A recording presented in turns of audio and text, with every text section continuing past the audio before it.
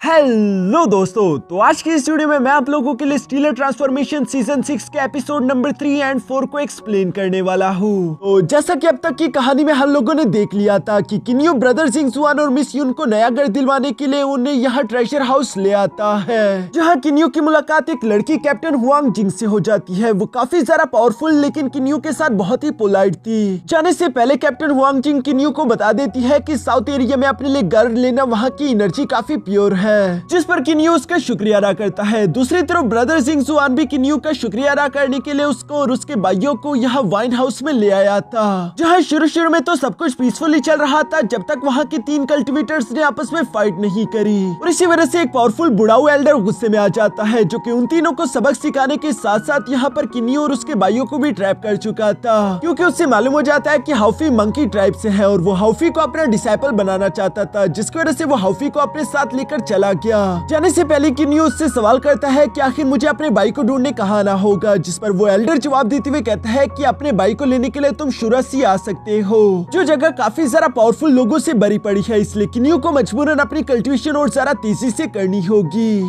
अब आगे तो नेक्स्ट एपिसोड की शुरुआत यहाँ उसी वाइन हाउस के बाहर होती है, जहाँ पर जिंगजुआन किन्यू से मिलते हुए कहता है कि किन्यू वो आदमी तो काफी सारा ताकतवर था, चलो अच्छा हुआ कि तुम्हें कुछ हुआ नहीं, वैसे तुम्हारा भाई हाउफी कहीं पर दिखाई नहीं दे रहा, वो कहाँ पर गया? जिस पर किन्यू से जवाब देते हुए कहता है कि तुम उसकी फिक्र मत करो, हाउफी उस सीनियर के साथ कुछ मैटर को डिस्कस करने के लिए गया है, हम जल्दी उसे वापस ले आएंगे। फिलहाल हम लोग एक स्पेसिफिक जगह पर कल्टिवेशन करने के लिए जा रहे हैं, इसलिए कुछ वक्त तक हम लोग विलेज वापस नहीं आ सकते। जब तक हम लोगों की फ्यूचर में दोबारा मुलाकात ना हो जाए तब तक अपना ख्याल रखना, जो कहते हुए किन्यू और सेबल वहाँ से जाने लगे। पीछे से जिंगजुआन उसे जवाब देते हुए कहता है कि हाँ जरूर, लेकिन दूसरी तरफ तुम लोग भी हेलुंग सेक्ट के बैंडिट से जरा बचकर रहना, क्योंकि वो लोग भी काफी खतरनाक है, जो कहती है जिंगजुआन और मिस यून भी यहाँ से जाने लगे। पीछे की तरफ सेबल किन्यू से सवाल करते हुए कहता है कि वो सीनियर किसी मंकी वॉरियर की तरह दिख रहा था, किन्यू तुम्हें क्या लगता है कहीं वो हाउफी को चोट तो नहीं पहुंचाएगा? जिस पर किन्यू से जवाब देते हुए कहता है कि मुझे नहीं लगता कि वो हाउफी को चोट पहुंचाएगा, लेकिन फिलहाल हम लोगों को अपनी कल्टिवेशन और सारा तेजी से बढ़ानी होगी,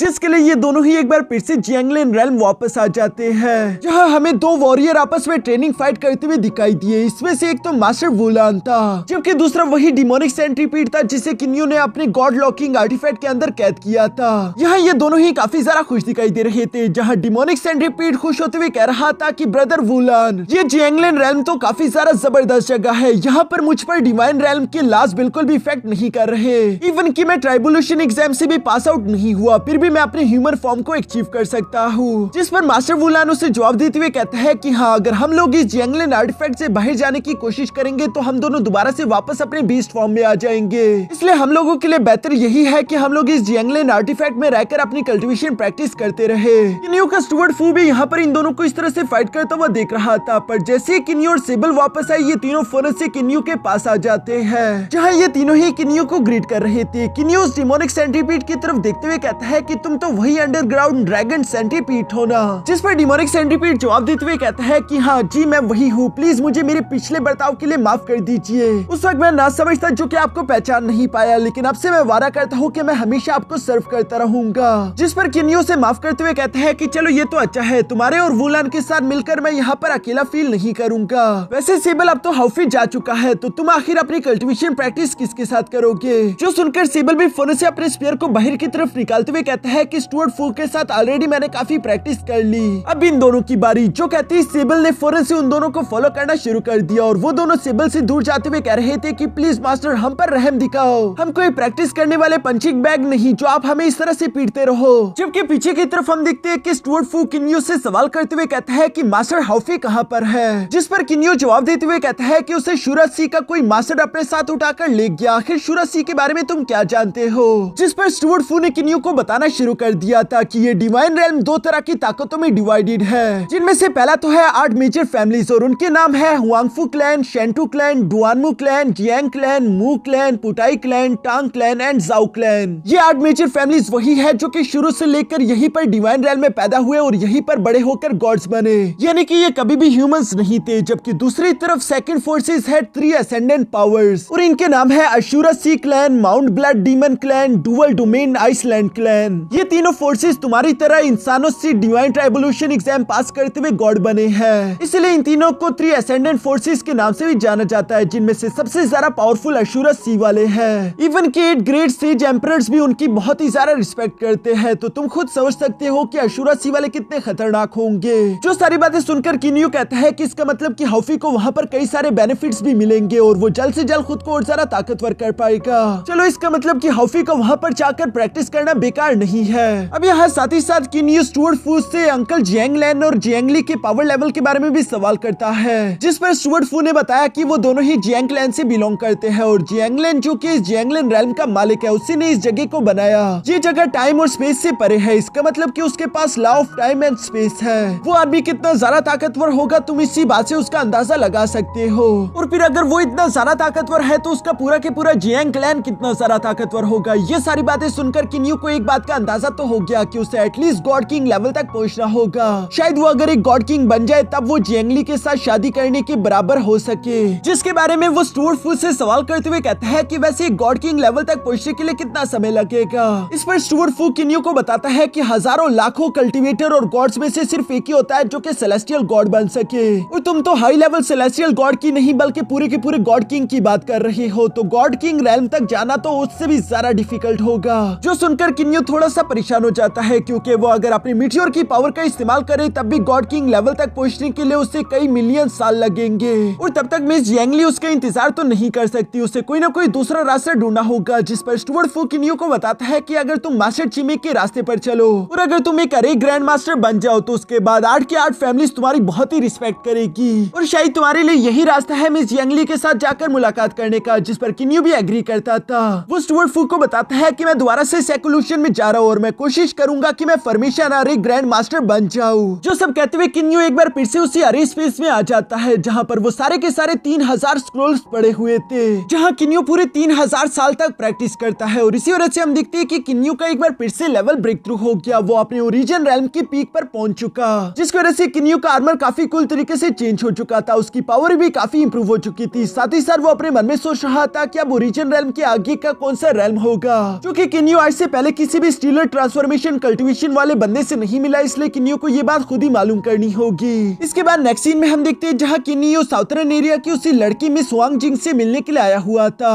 मिस वांग जिंग भी किन्यू को देखकर काफी ज्यादा खुश थी और वो किन्यू से कहती है कि तुम्हें तो पहले ही दिन अंदाजा हो चुका था कि मैं 8 मेजर फैमिलीज में से ही बिलोंग करती हूँ। असल में मिस वांग जिंग हुआंगफू क्लैन से बिलोंग करती थी और उसने यहाँ पर अपनी आइडेंटिटी किन्यू के सामने रिवील कर दी, जिसके बाद ये दोनों एक दूसरे से दोस्ती करते हुए आपस में बातें करते हैं। यहाँ पर मिस वांग जिंग किन्यू को बताती है कि मैं इस जगह पर अपने भाई को ढूंढने के लिए आई हूँ, वो घर से कुछ अरसे पहले चला गया था। दूसरी तरफ किन्यू भी मिस वांग जिंग को बताता है कि हमें मिले 3000 साल गुजर गए, मैं भी असल में हेलोंग सेक्ट की ओर जरा पास जाने की कोशिश कर रहा हूँ ताकि मैं उनके चोरों को थोड़ा सा मजा चखा सकूं। यहाँ दिन भर इसी तरह से बातें करने के बाद इन दोनों के रास्ते अलग होने वाले थे, जहाँ मिस वांग जिंग तो साउथ की तरफ चली गई, जबकि किन्यू वहीं पर मौजूद एक मिनी माउंटेन पर आ जाता है। ये जगह हेलोंग सेक्ट के काफी ज्यादा करीब थी, जो माउंटेन था तो काफी ज्यादा खूबसूरत। किन्यू स्टुअर्ट फू को बताता है कि मैं यहाँ पर कुछ फॉर्मेशंस बिछाऊंगा हेलोंग सेक्ट के लोगों के लिए, ताकि एक तो मैं उनको उनकी चोरी की सजा दे सकूं, साथ ही साथ मुझे अपने फॉर्मेशन की पावर्स लेवल के बारे में भी अंदाजा हो जाएगा। स्टुअर्ट फू किन्यू की ये सारी बातें सुनकर उससे कहता है कि वैसे मास्टर चिमी ने कुछ और स्क्रोल्स भी पीछे की तरफ छोड़े थे, जो कि मैं आपको दिखाना चाहता हूँ। उसमें आपके लिए कुछ मैसेजेस भी है। जिस स्क्रोल को ओपन करती है अचानक उसके अंदर से काफी तेज रोशनी निकलना शुरू हो गई और हमें यहाँ पर मास्टर चिमी देखने को मिलता है, जो कि अपने डिसाइपल किन्यू को बता रहा था कि अगर तुम इस स्क्रोल को देख रहे हो तो इसका मतलब कि तुमने फॉर्मेशंस के बारे में थोड़ा बहुत सीख लिया, लेकिन आज के दिन मैं तुम्हें फॉर्मेशन के बारे में सब कुछ बताने वाला हूँ। टोटली 9 लेवल के फॉर्मेशंस होते हैं, जिन्हें 3 रैंकिंग में डिवाइड किया गया। 1 लेवल से 3 लेवल के फॉर्मेशन सीखने वाले लोगों को फॉर्मेशन मास्टर कहकर पुकारा जाता है, जबकि 4 लेवल से 6 लेवल तक फॉर्मेशन बिछाने वालों को फॉर्मेशन ग्रेट मास्टर कहा जाता है। और आखिर में आते हैं 7 लेवल से 9 लेवल के फॉर्मेशन, जिन्हें बिछाने वालों को ग्रेट ग्रैंड मास्टर कहकर पुकारा जाता है। इस पूरी की पूरी डिवाइन रेल्म में ऐसे बहुत ही कम लोग हैं जो कि 5th लेवल के फॉर्मेशंस को बिछा पाए। मैं खुद यानी कि तुम्हारा मास्टर चिमी लेवल 7 और लेवल 8 के फॉर्मेशंस तक को बिछा सकता था। जो सारी बातें सुनकर किन्यू मुस्कुराते हुए कहता है कि इसी वजह से मैं कहता हूँ कि मास्टर चिमी सबसे महान है। जिस पर मास्टर चिमी बताते हैं कि नहीं, ऐसी कोई बात नहीं, वैसे मैं खुद लेवल 9 के फॉर्मेशन को हमेशा से सीखने की कोशिश करता रहा। लेवल 8 तक के फॉर्मेशन तो मैंने कैसे तैसे सीख लिए, लेकिन मैं कभी भी ब्रेक थ्रू करके लेवल 9 के फॉर्मेशंस को सीख ही नहीं पाया और मुझे हमेशा इस बात का अफसोस रहेगा। लेकिन चूंकि किन्यू अब तुमने मेरी लेगेसी को लेने का फैसला कर लिया, इसलिए मैं चाहता हूँ कि तुम ब्रेक थ्रू करके लेवल 9 के भी फॉर्मेशन को सीख लो। मुझे तुम पर पूरा भरोसा है। जो सब कहते हुए मास्टर चिमी ने अपनी सारी की सारी लेगेसी यहाँ पर किन्यू के हवाले कर दी थी, जिसे एब्सॉर्ब करते हुए किन्यू मास्टर चिमी का शुक्रिया अदा करता है। साथ ही साथ किन्यू यहाँ पर अपने स्टुअर्ट फू से सवाल करते हुए कहता है कि वैसे स्टुअर्ट फू आप किस लेवल के फॉर्मेशन मास्टर हो, जिस पर स्टुअर्ट फू बताता है कि 20,000 साल तक की कल्टीवेशन के बाद मैं एक 3rd लेवल का फॉर्मेशन मास्टर बन पाया। जो सारी बातें सुनते हुए किन्यू फन से हवा में जंप करते हुए कहता है कि इसका मतलब कि मुझे फॉर्मेशन सीखने में और ज्यादा मेहनत करनी चाहिए। और ये कहती है किन्यू ने उस मिनी माउंटेन पर एक फॉर्मेशन बिछाना शुरू कर दिया, जो कि एक इल्यूशन फॉर्मेशन था। इसके बाद यहाँ रात का सीन दिखाया जाता है, जहाँ मिनी माउंटेन से हेलोंग सेक्ट वाले कुछ गुंडे गुजर रहे थे और वो लोग आपस में बातें करते हुए कह रहे थे कि आजकल के ये नए गॉड्स कितने जिद्दी हो गए, अगर ये लोग टैक्स टाइम पर नहीं देंगे तो मजबूरन हम लोगों को उनकी पिटाई तो करनी ही होगी। जिस पर साथ वाला गुंडा जवाब देते हुए कहता है कि इन्हें टैक्स देना ही होगा, ये कैसे नहीं देंगे, अगर अगली बार किसी ने मना करने की कोशिश करी तो फौरन उसका सर काट देना। वैसे भी ये हमारी हेलोंग सेक्ट की टेरिटरी है, यहाँ पर हम लोगों से कोई भी सवाल नहीं कर सकता। जिस पर पहले वाला बंदा जवाब देते हुए कहता है कि वैसे ये टैक्स कलेक्टिंग कितना मजेदार जॉब है, मुझे तो ये काम करने में मजा आ रहा है। जिस पर दूसरा लड़का जवाब देते हुए कहता है कि हाँ, हमारी तरह एक लड़का होता था टैक्स कलेक्टर, उसका नाम लुकियान था। पहले वो बहुत ही मामूली आदमी था, लेकिन अब वो लॉर्ड जियांग ही का एक बहुत ही खास बंदा बन चुका है। ये लोग भी बिल्कुल लुकियान की तरह ज्यादा टैक्स इकट्ठा करते हुए मास्टर जियांग ही को खुश करते हुए उनका खास बनना चाहते थे। लेकिन इसी तरह की बातें करते करते इन लोगों को अंदाजा तक नहीं हुआ कि कब इन लोगों ने मिनी माउंटेन में मौजूद उस फॉर्मेशन में कदम रख दिया, जहाँ पर आती अचानक से हम देखते हैं कि इल्यूशन फॉरेस्ट में मौजूद हर एक चीज सांपों में बदल रही थी, जो देखकर तो वो दोनों ही लो लेवल के गॉड्स काफी सारा घबरा चुके थे और यहाँ पर इतने सारे सांप अचानक से उन दोनों पर हमला करते उन्हें खत्म कर देते हैं। जिस बात की खबर दो डिसाइपल यहाँ नेक्स्ट मॉर्निंग मास्टर जियोंग ही के पास ले आए। वो दोनों मास्टर जियोंग ही को बताते हैं कि किसी ने हमसे पंगा लेने के लिए मिनी माउंटेन पर एक फॉर्मेशन बिछा दिया है, जिसकी वजह से हमारे कई सारे साथी मारे गए। जो सुनकर तो उस मंकी जैसे दिखने वाले जियोंग ही को काफी ज्यादा गुस्सा आ गया था। वो उनसे कहता है कि जल्दी से वहाँ पर कुछ फॉर्मेशन मास्टर्स को भेजते उस फॉर्मेशन को तोड़वा दो। लेकिन थोड़ी देर बाद यहाँ दोबारा से वही डिसाइपल्स खबर लेकर आते हैं कि माफ कर दीजिए, हमारे फॉर्मेशन मास्टर्स फेल हो गए, वो उस फॉर्मेशन को नहीं तोड़ पा रहे थे, अब हमें आपकी ही मदद चाहिए होगी। जियोंगी तो यहाँ पर उन डिसाइपल की ये बात सुनकर गुस्सा होते उन्हें कचरा और बेकार बोलने लगता है। तभी अचानक वहाँ पर मिस जियो आ गई, जो कि मास्टर जियोंगी से कहती है कि आपको इस तरह से परेशान होने की कोई जरूरत नहीं, मेरे पास एक अच्छा प्लान है। मैंने सुना है कि मास्टर जियो के पास एक बेहतरीन फॉर्मेशन मास्टर है, क्यों ना हम उसे इस काम पर लगा दे। जिस पर हम देखते हैं कि नेक्स्ट सीन में मास्टर जियो भी यहाँ पर मास्टर जियोंगी के सामने आ चुका था और वो उन्हें बताता है कि मेरे पास एक अच्छा फॉर्मेशन मास्टर है, उसका नाम है गोंग सन जिन, जो कि यहाँ मास्टर जियोंगी के सामने खुद को इंट्रोड्यूस करवाते हुए बताता है कि मैं हूँ गोंग सन जिन और मैं आपको खुश कर दूंगा, फिक्र ना करिए, मैं वो फॉर्मेशन तोड़ने में जरा भी समय नहीं लगाऊंगा। लेकिन जब गोंग सन जिन यहाँ मिनी माउंटेन पर आया तो उसका ये एटीट्यूड पूरी तरीके से खत्म हो चुका था। वो खुद को बलि का बकरा बनाने के बजाय एक कमजोर वॉरियर को पहले अंदर भेजता है, जो कि शुरू में तो उस फॉर्मेशन के अंदर जाने से घबरा रहा था। लेकिन गोंग सन जिन उसे दिलासा देते हुए कहता है कि फिक्र मत करो, हम तुम्हें रस्सी से बांध देंगे, इसलिए अगर तुम पर कोई भी मुश्किल आई तो हम तुम्हें वापस खींच लेंगे। जिस पर वो आदमी एग्री हो गया था और वो इस रस्सी से खुद को बांधते हुए अंदर की तरफ चला गया। बाहर से किन्यू भी ये सब होता हुआ देख रहा था कि हेलोंग सेक्ट ने यहाँ पर एक और फॉर्मेशन मास्टर भेज दिया, जिसके साथ साथ लुकियान भी यहाँ पर मौजूद है और लुकियान के साथ तो किन्यू का पुराना हिसाब बाकी था। इसलिए किन्यू लुकियान को मजा चकाने के लिए उस फॉर्मेशन को और भी ज्यादा स्ट्रॉन्ग करना शुरू कर देता है। जबकि दूसरी तरफ अंदर मौजूद वो आदमी जो कि खुद को रस्सी से बांध कर गया हुआ था, वो 10 सेकंड तक गिनने के बाद यही सोच रहा था कि मैं सेफली बाहर जा सकता हूँ। लेकिन जैसे उसने पीछे की तरफ पलट कर देखा, उस इल्यूशन फॉर्मेशन की वजह से उसकी रस्सी तो पहले ही टूट चुकी थी और वो घबरा कर यहाँ वहाँ भागने लगा।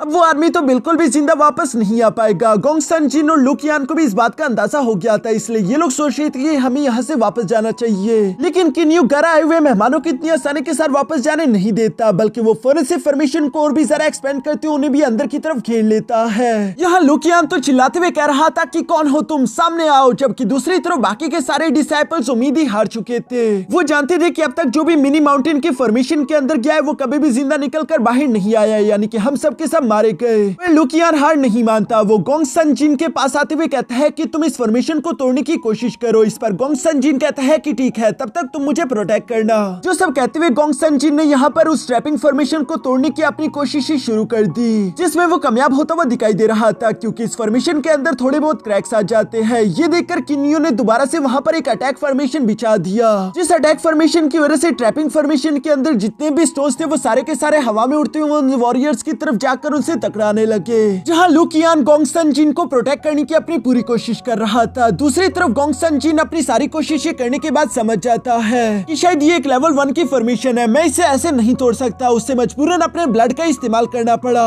जहां अपने ब्लड का सैक्रिफाइस देने के बाद आखिरकार हम देखते हैं कि गोंग सन जिन ने कैसे तैसे करते उस लेवल 1 के फॉर्मेशन को ब्रेक कर दिया। ये देखकर तो गोंग सन जिन के साथ आए हुए जितने भी लोग थे वो सारे के सारे उसकी तारीफें करने लगे कि मास्टर आप महान हो, आप सच में एक जबरदस्त फॉर्मेशन मास्टर हो। लॉर्ड जुआंग ही तो आपसे काफी ज्यादा खुश होंगे, यकीनन वो आपको इसके लिए बहुत बड़ा इनाम भी देंगे। जिस पर गोंग सन जी भी यहाँ पर खुद की तारीफें करते हुए कह रहा था कि मेरी हेवनली पावर्स के सामने कोई भी फॉर्मेशन नहीं टिक सकती, ये तो मेरे लिए एक बच्चों का खेल था। और इसी तरह एटीट्यूड के साथ वो वहाँ से जाने लगा, लेकिन अंदर ही अंदर वो काफी ज्यादा घबराया हुआ था। पर तभी अचानक उसे जानने को मिलता है कि वो फॉर्मेशन पूरी तरीके से खत्म नहीं हुई, बल्कि ये लोग अभी भी उसी इल्यूशन फॉर्मेशन के अंदर ट्रैप है, जहाँ पर हम देखते हैं कि किन्यू ने एक 3rd लेवल की किलिंग फ्लेम फॉर्मेशन भी ऐड कर दी। इसी फॉर्मेशन की वजह से हम देखते हैं कि चारों तरफ एक पर्पल कलर की फ्लेम तेजी के साथ भड़कते हुए यहाँ गोंग सन जी को अपनी चपेटे में लेते हुए जान से मार डालती है, जो देखकर बाकी के सब लोग तो पैनिक कर चुके थे। लेकिन किन्यू उन सबको नहीं मारता, बल्कि उन्हें जिंदा छोड़ते हुए इस फॉर्मेशन से बाहर जाने दे देता है। साथ ही साथ किन्यू कह रहा था कि गोंग सन जिन तुम एक लेवल 1 के फॉर्मेशन को भी नहीं तोड़ पाए और खुद को तुम फॉर्मेशन मास्टर कहते हो। मैं इन बाकी के लोगों को नहीं मारूंगा, मैं चाहता हूँ कि ये लोग वापस जाकर और फॉर्मेशन मास्टर यहाँ पर बुला कर ले आए, ताकि मुझे अपने बाकी के भी फॉर्मेशंस की ताकत के बारे में अंदाजा हो सके। साथ ही साथ यहाँ इस लास्ट फॉर्मेशन की वजह से हमें एक बात का अंदाजा तो हो गया कि किन्यू ऑलरेडी लेवल 3 के फॉर्मेशंस को बिछाना सीख चुका था।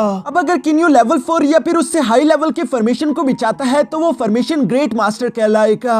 इसके बाद नेक्स्ट सीन में हम देखते हैं जहाँ किन्यू मिनी माउंटेन की एक तालाब में बच्चों की तरह खेलते हुए 2 मछलियां पकड़ लेता है। वो मछलियां तो चिल्ला चिल्ला कर किन्यू से कह रही थी कि प्लीज हमें मत खाना, प्लीज हम पर रहम करो, जिस पर किन्यू भी जोर जोर से हंसने लगा। तभी अचानक वहाँ पर स्टुअर्ट फू आ जाता है, जो कि किन्यू को इस तरह से बच्चों की तरह खेलता हुआ देखकर कहता है कि मास्टर मैंने कभी भी आपका ये रूप नहीं देखा था। जिस पर किन्यू सबसे पहले तो उन दोनों मछलियों को अपनी जियांगलिन रेल में बेचते हुए साथ ही साथ स्टुअर्ट फू को जवाब देते हुए कहता है कि मैं हमेशा से इस तरह एंजॉय करना चाहता हूँ, ऐसे बच्चों की तरह बिना किसी परवाह के खेलना। लेकिन अफसोस की बात कि मैं ये कभी कर ही नहीं पाया। जो सब सोचते हुए किन्यू यहाँ स्टुअर्ट फू के साथ बैठकर उसे बताता है कि मैं हमेशा कल्टीवेशन पर ध्यान देता रहा या फिर अपने भाइयों के साथ मसरूफ रहा, क्योंकि जब भी मैं अकेला हो जाऊं और मेरे पास करने को कुछ ना हो तो मैं बहुत कुछ सोचता हूँ। सबसे ज्यादा मैं सोचता हूँ जियांग ली के बारे में। अंकल फू मैं आपको बता नहीं सकता कि इस वक्त मेरी कंडीशन कैसी है। मैं बेशक जियांग ली को देखना चाहता हूँ, लेकिन अफसोस की बात कि मैं उसे देख नहीं सकता। मैं उसे प्यार करना चाहता हूँ, लेकिन प्यार करने के लिए मैं उसके पास नहीं जा सकता। ये बोझ मुझे कितनी तकलीफ देता है मैं आपको बता नहीं सकता।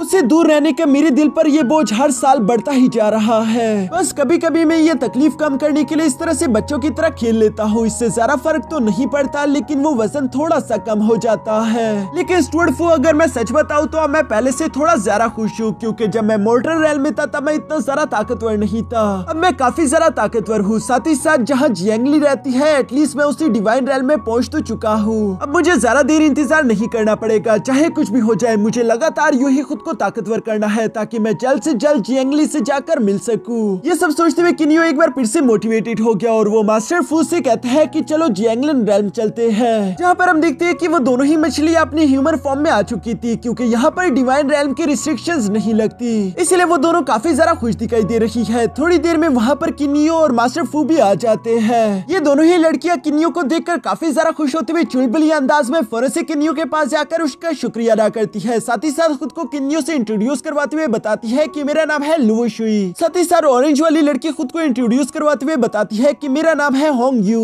किन्यू इन दोनों को यहाँ पर इसीलिए लाया ताकि मास्टर वुलान और डिमोनिक सेंट्रीपीड को कुछ नए दोस्त मिल सके। यहाँ किन्यू मास्टर वुलान और डिमोनिक सेंट्रीपीड से सवाल करते हुए पूछता है कि आखिर तुम लोगों का डिवाइन ट्राइबोल्यूशन कब होगा, जिस पर मास्टर वुलान और डिमोनिक सेंट्रीपीड बताते हैं कि 100,000 साल तक कल्टीवेशन करने के बावजूद भी अभी तक हमें डिवाइन ट्राइबोल्यूशन सेंस नहीं हो पा रहा। इसकी क्या वजह है फिलहाल उन लोगों को कुछ भी मालूम नहीं था। पर तभी अचानक किन्यू ने देखा कि वहाँ पर उसकी मिनी माउंटेन के पास हेलोंग सेट के कुछ लोग आ गए। इवन कि लॉर्ड जियोंग ही, मास्टर जियो और मिस जियो भी यहाँ पर आई हुई थी। किन्यू इन तीनों सेलेस्टियल गॉड्स को देखकर सरप्राइज होते हुए कह रहा था कि एक साथ 3 सेलेस्टियल गॉड्स आ गए। ये मौका तो बहुत ही बेहतरीन है, लगता है क्या मैं अपने कई सारे पावरफुल फॉर्मेशंस को भी चेक कर पाऊंगा। ये सब सोचते हुए किन्यू खुश हो रहा था, जबकि बाहर की तरफ हम देखते हैं कि लॉर्ड जियोंग ही गुस्से के साथ अपने वेपन को बाहर की तरफ निकालते हुए कहता है कि मिनी माउंटेन के ऑनर तुम जो भी हो फौरन बाहर आओ, मैं हूँ हेलोंग सेट का जियोंग जियोंगी, अगर तुम मेरे 10 गिनने तक बाहर नहीं आए तो तुम्हारे लिए ये बिल्कुल भी अच्छा नहीं होगा। जो सब कहते हुए जियोंगी इसी तरह से गुस्सा हो ही रहा था, पर तभी अचानक हम देखते हैं कि किन्यू उस फॉर्मेशन से निकलकर बाहर आ गया। साथ ही सर वो बाहर आते हुए बहुत ही एटीट्यूड के साथ कहता है कि हेलोंग सेट का जियोंगी, मैंने ये नाम पहले कभी नहीं सुना।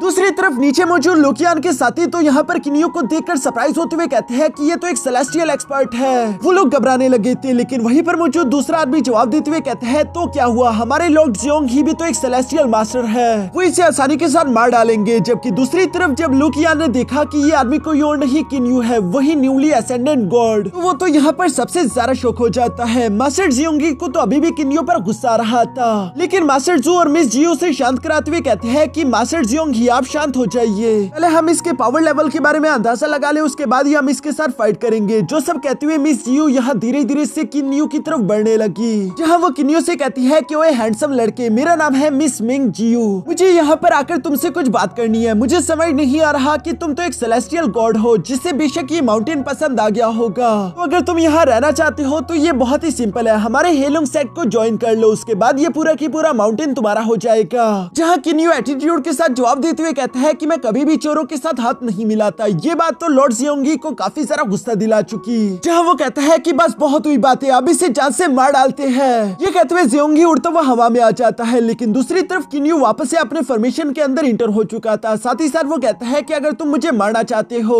तो चलो आ जाओ, मैं तुम लोगों को अपने ग्रेट फॉर्मेशन के अंदर वेलकम करता हूँ। जो सुनकर तो मास्टर जियोंगी बिना कुछ सोचे समझे फौरन से किन्यू के फॉर्मेशन के अंदर इंटर होते हुए कहता है कि तुम जैसा एक मामूली मोर्टल मुझे कभी भी नहीं रोक सकता। और उसकी बात सच भी थी, क्योंकि जियोंगी जैसे ही फर्स्ट फॉर्मेशन के अंदर इंटर हुआ वो अपने सेलेस्टियल वेपन की सिर्फ एक ही अटैक के अंदर उसे डिस्ट्रॉय कर देता है। साथ ही साथ वो किन्यू का मजाक उड़ाते हुए कह रहा था कि अभी तुम्हारे पास इतनी ज्यादा सेलेस्टियल पावर नहीं कि तुम इस फॉर्मेशन को अच्छे से मेंटेन कर सको, इसलिए तुम कभी भी मुझे नहीं हरा सकते। ये सुनकर किन्यू ने यहाँ जियोंगी के लिए सेकंड फॉर्मेशन बिछाना शुरू कर दी थी। साथ ही साथ वो उसके सेलेस्टियल वेपन के बारे में स्टुअर्ट फू से सवाल करता है, जिस पर स्टुअर्ट फू ने किन्यू को बताया कि इस डिवाइन रेल में सेलेस्टियल वेपन बहुत ही काम के हैं। वो अपनी डिवाइन पावर पहले सेलेस्टियल वेपन में डालता है, जिसकी वजह से उसका अटैक 10 गुना और ज्यादा ताकतवर हो जाता है। और इसी वजह से हम देखते हैं कि यहाँ जियोंगी ने किन्यू के सेकंड फॉर्मेशन को भी आसानी के साथ तोड़ दिया था, जिसके बाद वो किन्यू से कहता है कि अब तुम्हारे मरने की बारी। दूसरी तरफ किन्यू ये बात तो समझ गया था कि इसके सामने लो लेवल के फॉर्मेशंस बिल्कुल भी काम नहीं आने वाले, अब मुझे अपने हाई लेवल के फॉर्मेशंस का इस्तेमाल करना होगा। जबकि साथ ही साथ वो जियोंगी से कहता है कि अब तक तुमने सिर्फ मेरे लो लेवल के फॉर्मेशंस को ही तोड़ा है, चलो तैयार हो जाओ, क्योंकि अब मैं अपने हाई लेवल की किलिंग फॉर्मेशन का इस्तेमाल करने वाला हूँ। जो कहते हैं किन्यू ने वहाँ पर एक किलिंग फॉर्मेशन बिछाना शुरू कर दिया, जो देखकर जियोंगी कहता है कि अच्छा ठीक है, एक बार मैं तुम्हारी स्ट्रॉन्गेस्ट किलिंग फॉर्मेशन को तोड़ दूं, उसके बाद मैं तुम्हें जान से मार डालूंगा, इवन कि मैं तुम्हारी ट्रू स्पिरिट को भी पूरी तरीके से खत्म कर दूंगा। जो सुनकर किन्यू थोड़ा सा हैरान हो जाता है, क्योंकि उसे ट्रू स्पिरिट के बारे में कुछ भी मालूम नहीं था। इसीलिए स्टुअर्ट फू किन्यू को बताता है कि जब दो सेलेस्टियल गॉड आपस में फाइट करते हैं और एक दूसरे की जान ले लेते हैं, तब बाकी बचती है उनकी ट्रू स्पिरिट, जिसे गॉड किंग रैल्म का वॉरियर दोबारा से जिंदा कर सकता है। जो सारी बातें सुनकर किन्यू मुस्कुराते हुए कहता है कि अच्छा, तो इस बेवकूफ बियर को लगता है कि ये मेरी सबसे हाई लेवल किलिंग फॉर्मेशन को डिस्ट्रॉय करते हुए साथ ही साथ मुझे भी मार डालेगा। जो सब सोचते हुए किन्यू ने अब होल्ड बैक करना बंद कर दिया। हम देखते हैं कि वो यहाँ पर फौरन हवा में किलिंग फॉर्मेशन बिछा देता है, जिसके अंदर से व्हाइट कलर की फ्लेम्स निकलते हुए तीसी के साथ जियोंगी पर हमला कर रही थी, जिन्हें डॉज करते हुए तो जियोंगी भी सरप्राइज हो गया था। वो हैरान होते हुए कहता है कि एक सेलेस्टियल गॉड रैल्म का वॉरियर इतनी ज्यादा प्योर व्हाइट कलर की फ्लेम कैसे जनरेट कर सकता है, जिनसे बचने के लिए जियोंगी ने अपने सेलेस्टियल वेपन का इस्तेमाल करते हुए खुद के आसपास एक शील्ड क्रिएट कर दी थी। लेकिन ये शील्ड ज्यादा देर तक उस व्हाइट प्योर फ्लेम के सामने टिकने नहीं वाली थी। वो तो बदकिस्मती से किन्यू के दो फॉर्मेशन आपस में कोलैप्स कर गए, जिस वजह से किन्यू अब और ज्यादा व्हाइट प्योर फ्लेम एक्टिवेट नहीं कर पा रहा था। यहाँ स्टुअर्ट फू किन्यू को बताता है कि जब तुम एक कॉम्प्लेक्स फॉर्मेशन बनाते हो तो उसके कोलैप्स करने का चांस उतना ही ज्यादा होता है, इसलिए तुम्हें फॉर्मेशन को और ज्यादा बारीकी के साथ बनाना होगा। जबकि नीचे की तरफ जियोंगी भी ये सब देखकर खुश होते हुए कह रहा था कि आज के दिन तो हेवंस भी मेरे साथ है, वो भी मेरी मदद कर रहा है, वरना अब तक तुम्हें मारा जाता। लेकिन किन्यू तुम बदकिस्मत हो, इसलिए अब तुम मरोगे। और ये सब कहते ही जियोंगी ने तीसी के साथ हवा में जंप करते हुए किन्यू पर एक जोरदार स्लैश अटैक का हमला कर दिया, जिसे ब्लॉक करते हुए दूसरी तरफ किन्यू फौरन से जमीन पर आते हुए कहता है कि जियोंगी ज्यादा खुश मत हो, तुम्हारी अच्छी किस्मत ये है कि मुझे आज फाइट करने में कोई इंटरेस्ट नहीं, बल्कि मैं तो तुम पर अपने फॉर्मेशन के पावर लेवल्स को टेस्ट कर रहा हूँ। अगर मुझे तुम पर अपने पावर लेवल को टेस्ट ना करना होता तो मैं तुम्हें कब का फाइट करते हुए जान से मार चुका होता। जो सुनते हुए जियोंगी दोबारा से किन्यू पर हमला करने के लिए आगे की तरफ बढ़ना चाहता था, पर तभी अचानक किन्यू ने वहाँ पर एक और ट्रैपिंग फॉर्मेशन एक्टिवेट कर दी, होती जो कि चारों तरफ से जियोंगी को घेर लेती है। जिस फॉर्मेशन को देखकर जियोंगी तो सरप्राइज हो जाता है। दूसरी तरफ किन्यू से बताता है कि मेरे पास 900 फॉर्मेशन स्क्रोल्स है और उनमें से ये सबसे ज्यादा पावरफुल ट्रैपिंग फॉर्मेशन है। जबकि बाहर की तरफ हम देखते हैं कि जियोंगी के साथी कई वक्त से उसका इंतजार कर रहे थे, इसलिए मास्टर जियो को थोड़ी बहुत उसकी फिक्र होने लगी थी। जिस पर मिस मैंगजुई बताती है कि हमें उसकी फिक्र नहीं करनी चाहिए क्योंकि उसके पास लो ग्रेड का सेलेस्टियल वेपन है। लेकिन मास्टर जियो का कहना था कि किन्यू उस फॉर्मेशन के ऊपर रहते हुए लगातार उसकी बुनियाद बनते उसे स्ट्रॉन्ग करता जा रहा है। जब तक जोंगहुई किन्यू को नहीं मार देता तब तक ये फॉर्मेशन खत्म नहीं होगी। इसलिए मुझे लगता है कि शायद हमें अर्जेंट तौर पर हमारे हेलोंग सेट के लीडर की जरूरत पड़े। तुम जाकर उनसे राब्ता करो। जो सुनकर मिस मिंगजुई भी यहाँ से अपने हेलोंग सेट के लीडर से मिलने के लिए वहाँ से रवाना हो गई। पीछे की तरफ जियोंगहुई यहाँ पर किन्यू से कह रहा था कि ये एक मामूली ट्रैपिंग फॉर्मेशन है, मैं इसे भी जल्द से जल्द तोड़ दूंगा। जिस पर दूसरी तरफ किन्यू जवाब देते हुए कहता है कि वैसे अभी तक मैंने इस फॉर्मेशन को कोई नाम नहीं दिया था, क्यों ना इसका नाम मैं तुम पर ही रखूं। आज से इस फॉर्मेशन का नाम है ट्रैपिंग बियर फॉर्मेशन। जो तो सीधा सीधा जियोंगी की बेइज्जती थी, इसलिए वो गुस्सा होते हुए फन से अपने सेलेस्टियल वेपन का इस्तेमाल करते हुए उस फॉर्मेशन को तोड़ने की कोशिश करने लगा। जिसके लाइट वॉल तो काफी ज्यादा स्ट्रॉन्ग थे, लेकिन मल्टीपल अटैक्स के बाद हम देखते हैं कि जियोंगी ने यहाँ पर एक वॉल को ब्रेक कर दिया था। इसलिए वो खुश होते हुए कह रहा था कि ये थी तुम्हारी सबसे ज्यादा स्ट्रॉन्गेस्ट ट्रैपिंग फॉर्मेशन, फिर तो तुम काफी ज्यादा कमजोर हो। लेकिन जैसे ही जियोंगी ने सामने की तरफ देखा, उसे दोबारा से अपने सामने कुछ लाइट वॉल्स दिखाई दी, यानी कि वो एक फॉर्मेशन से निकलते हुए दूसरे के अंदर आ पहुंचा था। जहाँ पर किन्यू रिवील करते हुए बताता है कि उसने एक ट्रैपिंग फॉर्मेशन का इस्तेमाल नहीं किया, यहाँ पर multiple layers of formation use हुए हैं। जिस वजह से जियोंगी गुस्सा होते हुए अपने सेलेस्टियल वेपन का इस्तेमाल करते हुए बारी बारी करके एक एक लाइट वॉल को तोड़ता रहा। बाहर की तरफ हम देखते हैं कि मिस मैंगजुई भी वापस आ चुकी थी और वो मास्टर जियो को बताती है कि हमारे लीडर इस वक्त नहीं आ पाएंगे, वो फिलहाल सैकुलोशन में बैठे हुए हैं। और चूंकि बाहर से जियोंगी की मदद करने के लिए कोई नहीं आने वाला, इसलिए जियोंगी को यहाँ से निकलने के लिए खुद ही कुछ करना होगा। वो अंदर मौजूद लगातार 3000 से ज्यादा लाइट वॉल्स को ब्रेक कर चुका है और इसी वजह से उसे अंदाजा हो गया कि किन्यू उसके साथ चाल चल रहा है। वो लगातार सर्कल में घूम रहा था और इन लाइट वॉल्स की कोई भी आखिरी हद नहीं आ रही थी। यहाँ लगातार इसी तरह लाइट वॉल्स तोड़ते तोड़ते उसे पूरा 1 साल गुजर जाता है। और जियोंगी ने जब यहाँ अगले लाइट वॉल को ब्रेक करने की कोशिश करी तो उसे जानने को मिलता है कि ये लाइट वॉल तो काफी सारा स्ट्रॉन्ग था और वो थक हार कर नीचे बैठ जाता है। जिस पर किन्यू ने उसे बताया कि असल में मैंने अपनी ट्रैपिंग फॉर्मेशन के अंदर डिफेंस फॉर्मेशन को भी मिला दिया, जिसकी वजह से अब ये लाइट वॉल पहले से भी ज्यादा स्ट्रॉन्ग हो चुके। जो सुनकर जियोंगी गुस्से से अपना आपा खोते हुए जोर जोर से किन्यू का नाम चिल्लाने लगा। किन्यू भी उसकी आवाजें सुनकर अंदर की तरफ आ गया और वो सवाल करते हुए कहता है कि क्या तुम हार मानना चाहते हो। जिस पर जियोंगी एटीट्यूड के साथ जवाब देते हुए कहता है कि मैं एक सेलेस्टियल गॉड हूँ, मैं कभी हार नहीं मानने वाला, मैं कभी भी किसी के सामने सरेंडर नहीं करता।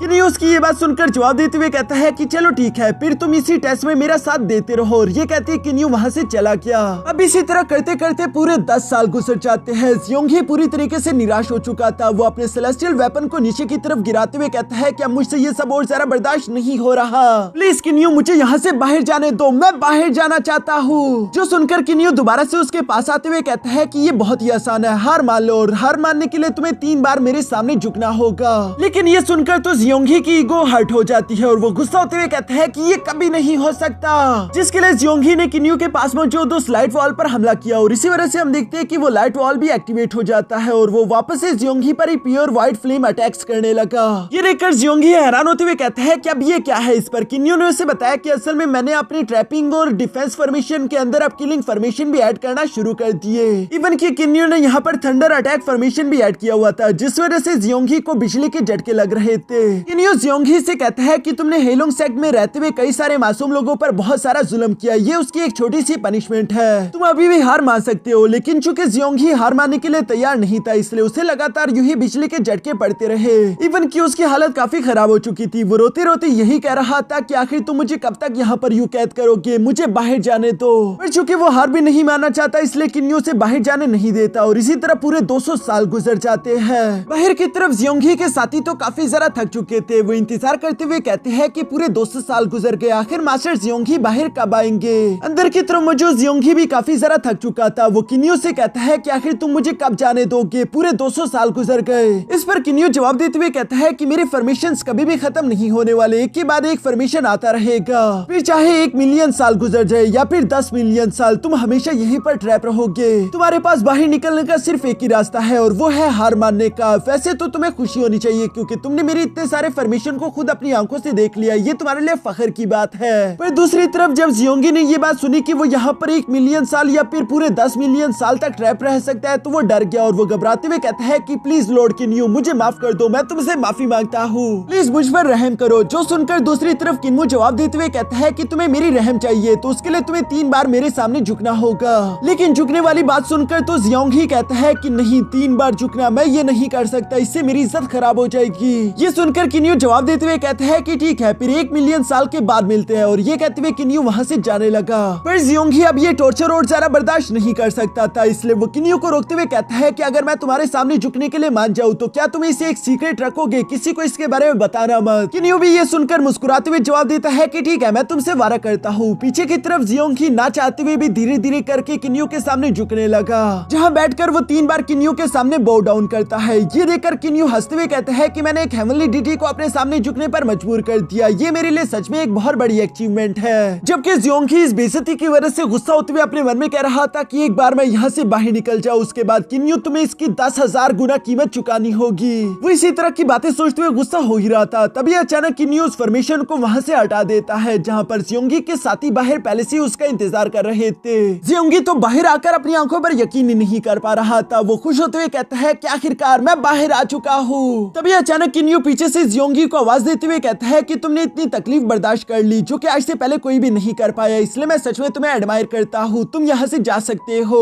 मेंगजुई भी यहाँ पर जियोंगी की तारीफ करते हुए कह रही थी कि हमारा जियोंगी तो वाकई में कमाल का है, जो कि किसी भी दर्द को बर्दाश्त कर सकता है। हालांकि उसे मालूम ही नहीं कि कुछ देर पहले यही जियोंगी बच्चों की तरह भीख मांगते हुए किन्यू के सामने झुक रहा था। जियोंगी को तो ये बातें मालूम थी जो कि वो कभी नहीं बुला सकता, इसलिए वो मेंगजुई और साथ ही साथ मास्टर जू से कहता है कि चलो हम तीनों मिलकर किन्यू पर हमला करते उसे जान से मार डालेंगे। साथ ही साथ वो अपने सेलेस्टियल वेपन को बाहर की तरफ निकालते हुए किन्यू पर तान कर कहता है कि तुमने मुझे काफी बेइज्जत कर लिया, अब तुम्हें उसकी कीमत चुकानी होगी। जो कहते हुए ये तीनों किन्यू पर हमला करने के लिए आगे की तरफ बढ़ने ही लगे। तभी अचानक दूसरी तरफ किन्यू मुस्कुराकर कहता है कि ये तो मैं पहले ही जानता था। जो सब कहते हुए किन्यू वहाँ से गायब होते हुए अपने जियांगलिन आर्टिफैक्ट चला जाता है। वहाँ पर मौजूद मास्टर जू जियोंगहाई को बताता है कि किन्यू इस वक्त यहाँ इस माउंटेन पर मौजूद नहीं, पता नहीं वो अचानक कहाँ पर चला गया। ये सुनकर तो जियोंगहाई काफी ज्यादा गुस्सा हो जाता है और वो गुस्सा होते हुए कह रहा था कि आखिर वो इतनी जल्दी यहाँ से कैसे जा सकता है, ये नहीं हो सकता, ये इम्पॉसिबल है। जो सब कहते हुए वहाँ पर वो तोड़फोड़ कर रहा था। मिंगजुई ये सब देखकर उसे शांत कराते हुए कहती है कि अब हमें यहाँ से वापस चलना चाहिए ताकि हम अपने सेक्ट लीडर को इसके बारे में रिपोर्ट कर सके।